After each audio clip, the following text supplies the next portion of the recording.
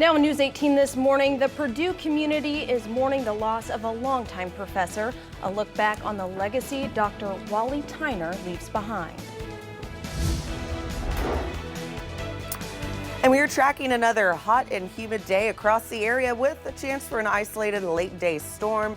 The timing and when you'll need that umbrella, I'll let you know, all coming up here on News 18. And there's a spooky effort to save a historic landmark in Benton County. How a group of local ghost hunters are trying to raise money for the Fowler Theater. News 18 this morning starts now. WLFI Lafayette. News from where you live. Good morning. It's 5 o'clock on Monday, August 19th. Thanks for being with us. I'm Trevor Peters. And I'm Samantha Tiki. Well, a warm start to the work week. Let's get right to it. Meteorologist Annie Brown joins us now with a first peek of the forecast. Hi, Annie. Hey, Sam and Trevor. Yes, it is going to start off warm for today. We're seeing those temperatures already in some of the upper 60s to get you out the door. Those will start to enhance. Winds are remaining calm. Yes, those dew points are hanging right around that temperature. I do expect some slow developing fog for your morning hours. Nothing that will be dense, but some that will be a little bit of a nuisance for that morning drive. So take your time. We'll talk about some isolated late day storms, plus a chance for some stronger storms to develop as we head into the work week. Thank you, Annie. It is 5:01. The Purdue community is mourning the loss of one of its own this morning. Longtime Purdue professor Dr. Wally Tyner has died. President Mitch Daniels tweeted the news Sunday evening. Tyner was a professor at Purdue since 1977. He was an expert on agricultural economics. WLFI has used his knowledge for many years for our stories. According to his biography on the College of Agriculture website, Tyner worked for 40 years researching in the field. President Daniels' tweet reads, quote, "Deeply saddened at the loss of Dr. Wally Tyner, a great scholar and warm, wonderful human being. A tragic way to start the school year. Thank you, Wally, for all you did and meant to Purdue." Tenants at the Hub on campus in West Lafayette have now settled into their apartment. This comes after two delays for move-in dates. News 18's Micah Upshaw spoke with students looking for answers.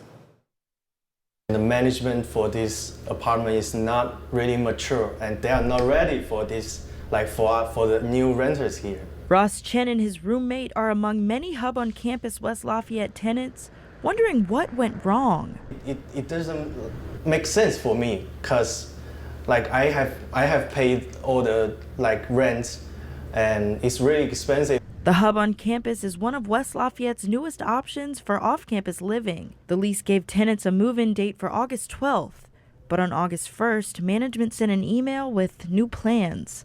I get an email saying that the move-in date has been delayed 5 days. And yeah, and they're basically, I don't think there was any explanation. The new date was set for Saturday, August 17th, but the day before, another email was sent out. And it was like, must read, we can't move in tomorrow because we didn't get the certificate of occupancy from the city of West Lafayette, which basically means that the apartment is not habitable. Finding a place to stay until the Hub met city requirements is what Jawan Lee calls a distressing experience. It's like a week before, 2 weeks before school starts, and there's nothing available in West Lafayette, like nothing. It obviously like messed up my plans, and I had to like scramble to find housing. Lee was able to find temporary housing, and so was Chen, but he says it wasn't cheap. I just booked the hotel at the 4 Point near the Walmart, and it's about like $200 a night. The Hub management team issued a statement promising reimbursement for tenants' extra expenditures. According to Jason Sherman, the communication contact for the Hub, the management team will look into further compensation on a case-by-case basis. In West Lafayette, Micah Upshaw, News 18. Students were able to get keys to their apartments Sunday morning. News 18 spoke with students who say the rooms don't meet their expectations.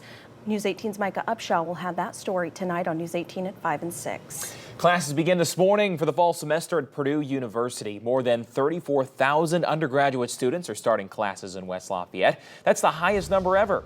Purdue President Mitch Daniels also reports the university has hired 140 new faculty members. The incoming class of 2023 is expected to be the second largest in university history, with about 8,000 Boilermakers. That's just shy of last year's 8,300. We now have the mugshot of a Linden man who was arrested for a weekend crash that hurt 2 people. Derek Menges was the driver of the car that caused the wreck near Clarks Hill. You can see him on your screen right now. It happened on State Road 28 near US 52 Saturday afternoon. Deputies had gotten a call about a reckless driver. A few minutes later, the town marshal of Clarks Hill found a 2-vehicle crash. One of the vehicles matched the description of the reported reckless driver. 2 women in that car that was hit were taken to the hospital for injuries.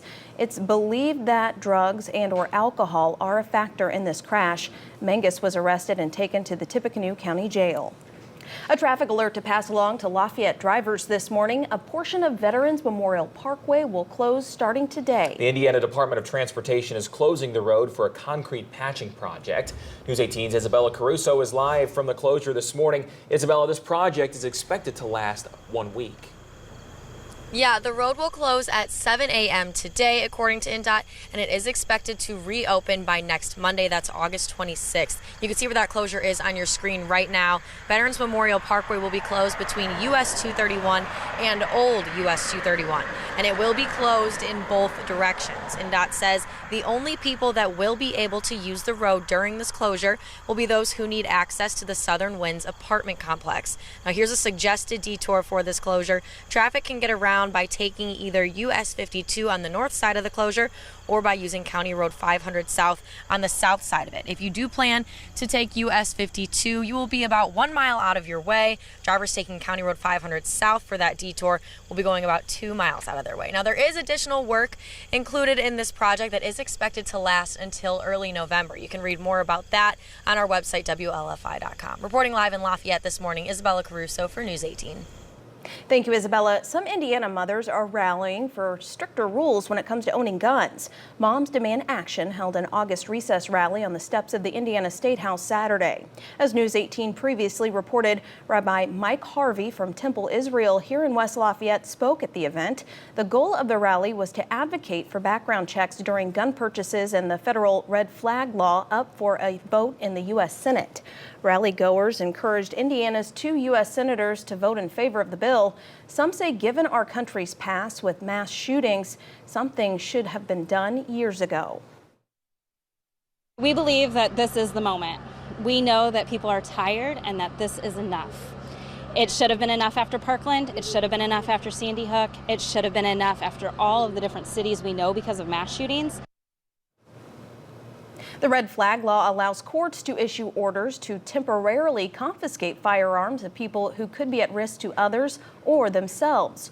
Right now, Indiana is one of 17 states with its own version of that law.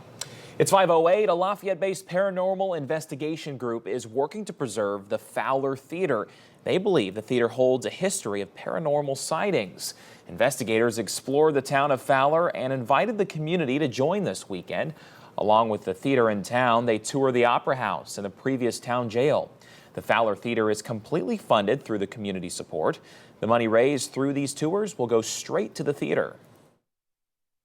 So I think a lot of people were drawn in just because of the beauty of the theater, but also this place is haunted. And so we've been able to, through historical research and investigating, be able to validate some of the claims that we have heard here. Paranormal teams from Indiana and Ohio created documentaries about their investigation to play at the Fowler Theater. Saturday was a big night for princesses in Greater Lafayette. A record-breaking 190 princesses and 345 guests showed up for the Cinderella Ball. Girls ages 5 through 10 enjoyed an evening with their fathers. The event is put on by Willowstone Family Services along with many other sponsors. The funds raised will help ensure that mental health counseling and parenting education are available for the community. Final totals aren't in yet, but Willowstone's executive director says this year's total will surpass last year's $11,000. A Lafayette Boy Scout troop is celebrating a major milestone. Troop 303 celebrated its 90th anniversary over the weekend. The troop was founded in 1929 and was originally called Troop 3. The name changed after the troop was changed from a Cub Scout pack to a Boy Scout troop. This weekend was an opportunity for former Scoutmasters as far back as the 70s to come back. The event is put on every year. Troop leader J.J. Newcomb says this is a great time for everyone to come back together. Why we come here is important because it's part of our history. We have older Scoutmasters come. We get to meet people that you don't really see every day. The troop buried a time capsule for the anniversary. It included historic pieces like meeting notes from the 1929 Boy Scout troop. Purdue students head back to class today, and some new students will be part of a growing program. How the Cornerstone courses are changing the way students are versed in the liberal arts. Plus, President Trump is back at work today at the White House. The controversy and criticism he's facing after a 10-day vacation. And a major marijuana bust here in Indiana, where the plants were found and how much marijuana was the man had hiding. And we are tracking conditions that will be warmer as we head into the work week. We will see temperatures for today hitting the 80s. I'll let you know where we're seeing those lines fall, plus a chance for an isolated late day storm.